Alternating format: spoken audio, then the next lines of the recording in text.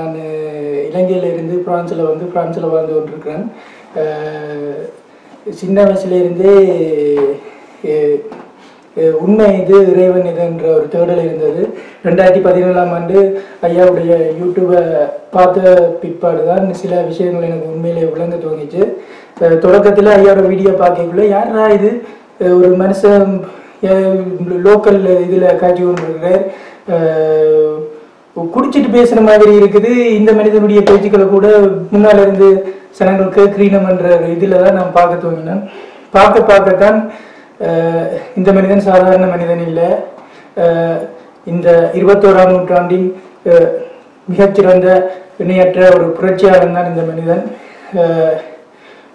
என்னை பொறுத்த வரைக்கும் அதுக்கு பிறகு நான் உணர்ந்தது புத்தர், இயேசு, நபி இவர்கள் சார்ந்துதான் வரலாறு வந்திருக்குது. ஆனாலும் இவர்களிடத்திலையும் ஒரு சில குறைகள் இருக்குது. ஆனா இந்த மனிதன் இடத்துல அந்த குறைகள் இல்லை. புத்தர் கொல்லாமைய வலியுறுத்தினவர், அந்த விதத்தில் அவர்கிட்ட ஒரு குறை இருந்தது. இயேசு நான் இறைவனை உணர்ந்திருக்கிறேன், அதே மாதிரி நீயும் இறைவனை உணர்ந்திருக்கலாம்னு சொல்லியிருக்கலாம். அந்த விஷயத்துல அவர்கிட்ட ஒரு குறை இருந்திருக்குது. நபி போர் மூலமா இறைவனை வன்முறை மூலமா இறைவனை உணர்த்தினதால அவர்கிட்டையும் ஒரு குறை இருந்தது. இந்த 3 குறைகளும் மற்ற ஒரு மனிதரா இந்த சிவ இருக்கிறதால என்னை பொறுத்த வரைக்கும் இனி வரும் காலகட்டத்தில் இந்த மனிதனுடைய போதனைகள் இனி வரும் காலகட்டத்தில் நிறைய மொழிகளிலே மொழிபெயர்க்கப்பட்டு சில சமயங்கள் சில வேளைகளில் ஒரு 500-100 ஆண்டுகளுக்கு பிறகு இந்த மனிதனுடைய போதனைகள் உலகில் உள்ள அனைத்து மக்களுக்கும் போய் சேர வேண்டும் என்று இறைவனை வேண்டிக் கொண்டு விடைபெறுவேன். வணக்கம். வணக்கம். என் பேர் கார்த்திகேயன். நான் பிறந்தது தமிழ்நாடு, கடலூர், இந்தியாவில். இப்போ வாழறது இங்கே ஃப்ரான்ஸில். ஐயாவோட அறிமுகம் எனக்கு வாட்ஸ்அப்பில் ஒரு ஷேரிங் வீடியோ மூலம் என்னுடைய நண்பர் ஒருத்தர் அனுப்பிச்சிருந்தாரு. ஐயா ஒரு மாலை போட்டுக்கிட்டு பேசியிருந்தாங்க. உனக்கு பிடிச்சிருந்தா குடிச்சிட்டு சந்தோஷமாக வாழ், உன் வாழ்க்கையை நீ வாழ், மற்றவன் போய் என்ன பேசுகிறான்றதுக்காக உன் வாழ்க்கையை தொலைச்சிட்டு தேடிட்டு இருக்காதுன்ற மாதிரி பேசியிருந்தாங்க. இப்போ ஒரு வித்தியாசமான பொறி தட்டுச்சு. இது வரைக்கும் யாரும் அப்படி சொல்லலை. சமுதாய கட்டமைப்புக்குள்ளே இப்படி தான் நீ வாழணும்னு எல்லாரும் போதிச்சாங்களே தவிர உனக்கு என்ன தேவையோ அந்த தேவைக்காக நீ வாழணும் இது வரைக்கும் யாருமே சொல்லலை. அப்படி சொல்ல முற்பட்டவங்களையும் நாம் யாரும் விட்டு வைக்கவும் இல்லை. அவங்கள ஒரு மத விரோதியா, இன விரோதியா, சமுதாயத்துக்கான விரோதியா ஒதுக்கி வச்சுட்டு தான் போயிருந்தோம். இது ரொம்ப இயல்பாக இருந்தது. சமீபத்தில் ஏற்பட்ட என்னுடைய வாழ்க்கை மாற்றங்களோட ஒத்து போகிற நிலையில் இருந்தது. நானும் அந்த மனநிலையில தான் இருந்தேன். அப்போ இது ஒரு ஐயா சொல்கிற மாதிரி எங்கும் இருக்கிற அந்த இறைவன் கடவுள் எனக்கு இது ஒரு வாய்ப்பாக, அவர் நேரடியாக சந்திக்கிற ஒரு வாய்ப்பு. இவ்வளோ விரைவில் நான் அவரை சந்திப்பேன்னு நினைக்கல.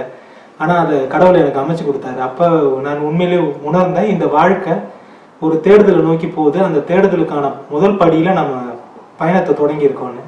இந்த தேடுதல் எனக்கு பூர்த்தி பெறுன்ற ஒரு நம்பிக்கை இன்னைக்கு ஐயாவோட பேச்சில் கிடைச்சிது. அதில் எனக்கு ரொம்ப பிடிச்ச விஷயம் என்னன்னா, இயல்பான வாழ்க்கையை வாழுங்கன்றது சொல்ல ஒரு எளிமையான முறை தான். நீங்கள் எந்த மதத்தையும் எந்த மத நூலையும் எந்த இதையும் படித்தாலும் கடைசியாக கொண்டு போய் நிற்க போகிற புள்ளி என்னன்னா, உங்களுக்கு என்ன தேவையோ அதை நீங்கள் உணருங்கன்றது தான். அது ஐயா ரொம்ப எளிமையான நடையில் எல்லாருக்கும் புரிகிற மாதிரி சொல்கிறது ரொம்ப மனசுக்கு சந்தோஷமாகவும் நமக்குள்ள ஒரு நெருக்கத்தை ஏற்படுத்துது. ஒரு மத குருவியோ ஒரு ஆச்சாரியாரோ ஒரு பாதிரியாரையோ போய் பார்க்கும்போது ஒரு பயம் ஏற்படும். ஏதோ அவங்க நம்மளை விட்டு விலகி இருக்கிற மாதிரி ஒரு தேடுதல் ஒரு இது இருக்கும். இயல்பாக நெருங்க முடியாது. நான் நீங்கள் ஐயா சந்திக்கும் போது எனக்கு அந்த இது இல்லை. ஏன்னா நான் அந்த இயல்பான சூழ்நிலைகள் அவர் என்னை கொண்டு வந்துட்டாரு. அதுக்காக ஒரு பெரிய நன்றி சொல்லிக்கிறேன். நான் இந்த வீடியோ இவரோட பேச்சுக்களை இதை பார்க்கும்போது நிறைய கேள்விகள் வாழ்க்கையில் பதில் கிடைக்காம தேடிக்கிட்டு இருப்போம். அந்த கேள்விகளுக்கெல்லாம் ஒவ்வொரு புள்ளியில் அதுக்கு பதில் கிடைக்கும். அதுக்கான பதிலாக இவரோட வீடியோக்களும் இவரோட பேச்சுக்களும் இருக்குது. அதை எல்லாரும் பார்க்கணும், எல்லாரும் பயன்படணும்னு நான் கேட்டுக்கிறேன். நன்றி. வணக்கம். என் பேர் பரமேஷ். நான் பாண்டிச்சேரி, சொந்த பாண்டிச்சேரிங்க. நான் ஃப்ரான்ஸில் இங்கே இருக்கேன். ஐயா தான் இங்கே எல்லாமே. ஐயா எனக்கு யூடியூப்பில் தான் அறிமுகமானது.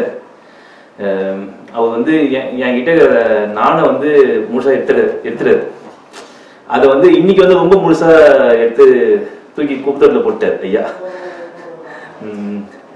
இன்னைக்கு ஆனந்த கோர்ஸ் ஐயா நடத்தினது. ரொம்ப அருமையாக இருந்துச்சு. மனுஷன் அப்படியே பாதி பாதியாக பிரித்து பிரித்து சொல்லி கொடுத்துட்டாரு. இனிமே பார்த்தீங்கன்னா நம்ம கையில் தான் நம்ம வாழ்க்கை இருக்குது, அதையும் சொல்லிட்டாரு ஐயா. இனிமே வந்து வாழறது வந்து நம்ம கையில் தான் இருக்குது, வேற யார் கையிலையும் இல்லை. நம்ம வாழ்க்கையை நம்ம தான் வாழணும்.